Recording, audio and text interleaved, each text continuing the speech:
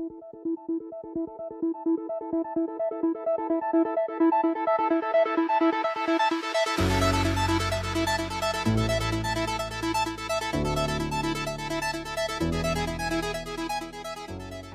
selamat pagi, selamat siang, selamat sore, selamat malam, selamat datang kembali di channel Kawan Review. Seperti biasa, kalau kalian sudah melihat video ini, berarti sudah ada ulasan film, atau mungkin serial yang udah kalian tonton, atau mungkin belum kawan-kawan tonton dan aku rekomendasikan. The multiverse. It's life or death. Could use an Avenger. There are other Avengers. We'll get you back on the lunchbox.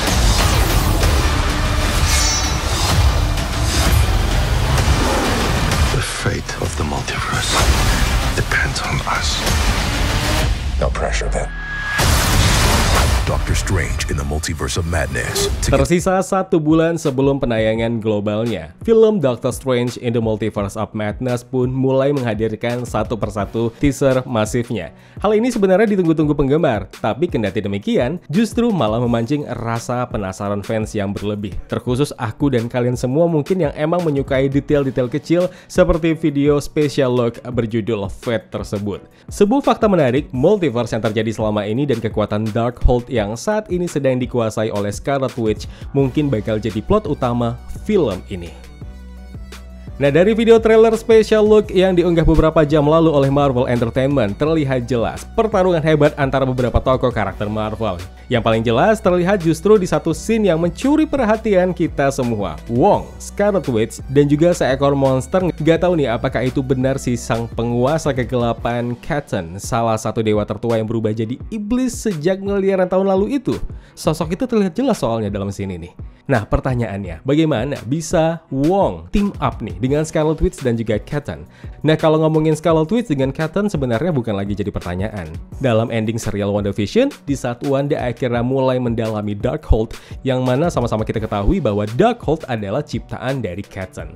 Nah, sedikit penjelasan tentang Darkhold yang mungkin sudah diketahui teman-teman semua, bahwasanya Darkhold memiliki kemampuan yang sangat mematikan. Mirip-mirip lah seperti buku kematian Necronomicon Ex Mortis dari Evil Dead. Dan biasanya, buku seperti ini, seperti Darkhold, memiliki efek yang sangat berbahaya bagi penggunanya.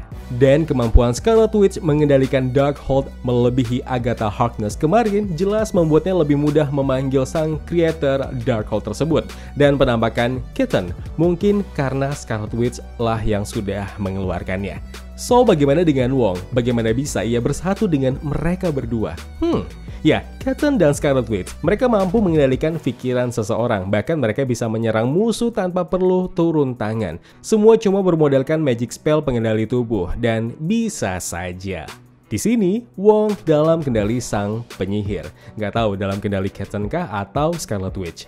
Atau teori lain, bisa saja Wong masih dalam kondisi yang sadar. Namun prinsip Wong yang bertolak belakang dengan Doctor Strange, terlebih sejak Doctor Strange mengacau semesta dengan sihirnya saat membantu Spider-Man. Dan belum lagi kondisi genting di film ini yang cukup rumit, lantaran ada banyak varian Doctor Strange yang hadir. Dan bisa saja mereka sepihak dengan Doctor Strange varian yang kita kenal selama ini. Dan akhirnya membuat Scarlet Witch, Katon, dan juga Wong pun akhirnya bersatu melawan Doctor Strange dan juga rekan setimnya. Nah, muncul lagi pertanyaan nih, berarti Scarlet Witch tidaklah jahat dong? Nah, soal ini nggak bisa sama sekali disimpulkan secepat itu, lantaran peran dirinya sejak bertransformasi jadi Scarlet Witch masih simpang siur. Scarlet Witch, meski dalam kuasa sihir gelap, sisi terdalam dirinya masih ada sebagai seorang Wanda Maximoff yang kita kenal selama ini, sejak ia bergabung dengan Avengers. Dan kalau flashback ke ending WandaVision tahun lalu, gejolak amarah dirinya muncul sesaat ketika mendengar suara anak-anaknya dan meyakini kalau kedua anaknya itu masih hidup. Dan mungkin saja hal tersebut yang membawa rasa amarah yang bergejolak kepada Doctor Strange, terkhususnya versi varian atau mereka yang datang dari universe lain. Yang kehadiran para Strange ini mungkin ada dua alasan yang berbeda. Yang pertama, mungkin mereka ingin membantu Doctor Strange yang kita kenal untuk mengendalikan multiverse yang sedang chaos. Atau justru alasan keduanya, salah satu Doctor Strange varian adalah main villain di sini yang ikut campur dengan dimensi kegelapan yang hal tersebut berhubungan dengan amarah Scarlet Witch.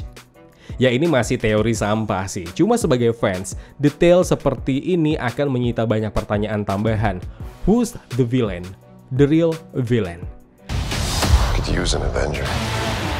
There are other Avengers. Oke, balik lagi ke satu percakapan antara Strange dengan Wanda Maximoff. Percakapan itu mengarah ke satu hal yang menarik, di mana Wanda dengan santainya mengatakan bahwa ada Avengers lain di luar sana. Ya, seperti yang sama-sama kita ketahui, sejak tragedi Endgame beberapa waktu lalu, para Avengers berhasil melawan Thanos dan para pasukannya.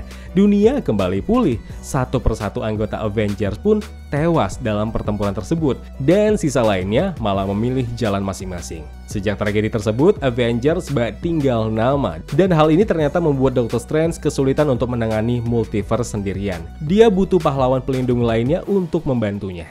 Nah, hal ini bisa saja menjurus ke Illuminati yang sudah dipastikan salah satu membernya hadir di film Doctor Strange in the Multiverse of Madness. Yap, the one and only Professor X.